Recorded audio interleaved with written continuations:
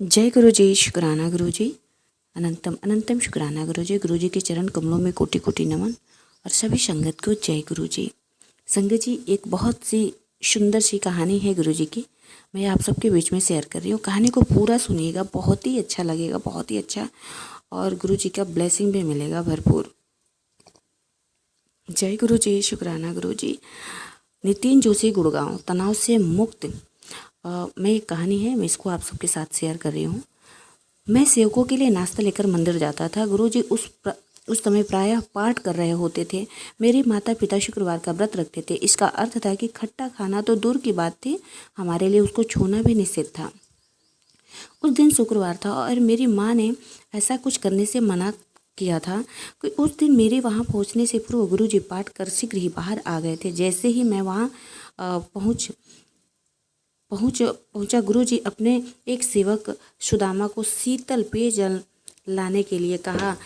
मैं गुरुजी का दिया हुआ वह पेयजल उनका प्रसाद समझकर पीकर अति प्रसन्न हुआ और घर लौट आया। परंतु मुझे घर पर डांट पड़ी। मैं निराश आवश्यक हुआ, पर मैंने उसके संबंधित भावनाओं से मन से निकाल दी। शाम को हम मंदिर गए, गुरुजी से प्रसन्नचित्त थे और सत्संग के लिए बैठ गए। हम बहुत ध्यान से सुन रहे थे। अपने स्वभाव को किस अनुरूप उन्होंने स्पष्ट नहीं किया, किंतु व्रत के बारे में कहा कि इस व्यर्थ प्रथा का कोई तात्पर्य नहीं है। साथ ही उन्होंने ये भी कहा था कि भगवान के घर में है जो वह कहते हैं करिए, और अन्य अर्थहीन माध्यमों के द्वारा उनके पास पहुंचने की चेष्टा मत करें। 2 क्रिकेट बॉल के आकार का लड्डू, ये दूसरा है सत्संग। कभी कभी गुरुजी भक्तों को सचखंड देकर उन पर कृपा करते थे। सचखंड उनका वह प्रसाद हो जो चमत्कारी रूप में उनके हाथ से प्रकट होता है। कोई अवसरों पर मैंने उनके हाथ का चमत्कार होते देखा है। डॉलर नोट, स्वर्ण कर्णफूल, गरम हलवा, मिश्री में लिपटी हुई बर्फी, चॉकलेट और वनीला की बर्फी, मोतीचूर और बेसन के लड्डू, हिमाचल प्रदेश की विशिष्ट टोपी आदि। एक दिन गुरुजी एक भक्त के यहाँ भोजन के लिए गए थे। लंगर परोसा गया और प्रथा के अनुसार संगत जी गुरुजी से पहले खाया। उनके पास कुछ अधिक देर तक बैठने की कामना से मैंने शीघ्रता से लंगर समाप्त किया और उनके निकट आकर बैठ गया। वह सीधे बैठे हुए, उनकी कलाई उनके घुटने पर टिकी हुई थी। मुझे प्रतीत हुआ कि गुरुजी प्रसाद देंगे। दिव्याकांक्षा की अनुकूल ही सब संभव है। मुझे संभवतः इसी बात का आभास दिलाना चाह रहे थे कि मेरा ध्यान उन पर ही केंद्रित था।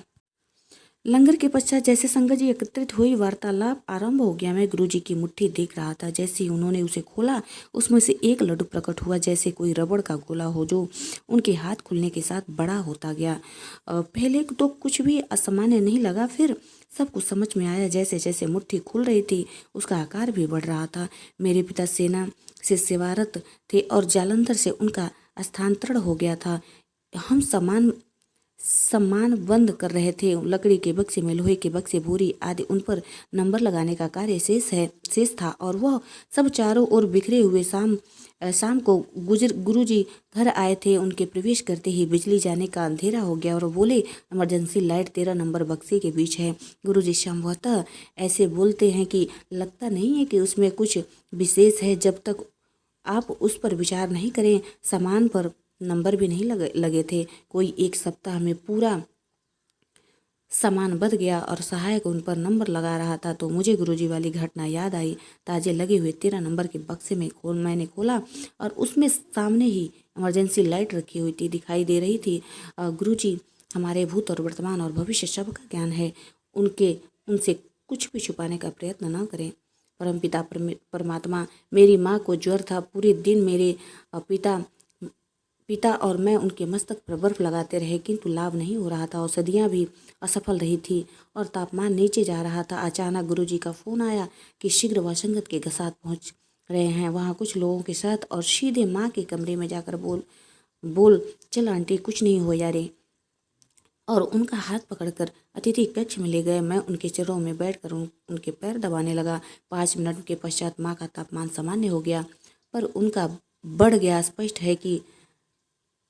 है कि वह हमारे कष्ट अपने अंतरित कर लेते हैं। क्या इस संसार में है कोई ऐसा कर सकता है? हमारे प्रारंभ कर्म और जीवन के हमारे सुख दुख का निर्णय करते हैं, किंतु कोई हमारे दुख अपने ऊपर अंतरित कर ले तो वह ईश्वर ही हो सकता है।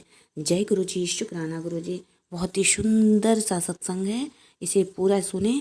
गुरु जी का अनंतम अनंतम शुक्राना। गुरु जी के दर्शन अवश्य होंगे इस कथा को सुन करके। बहुत ही प्यारी सी, ये रियल है, ये कथा नहीं है, ये रियल का है जो कि हमने आप लोगों के बीच में शेयर किया है। जय गुरु जी, शुक्राना गुरु जी।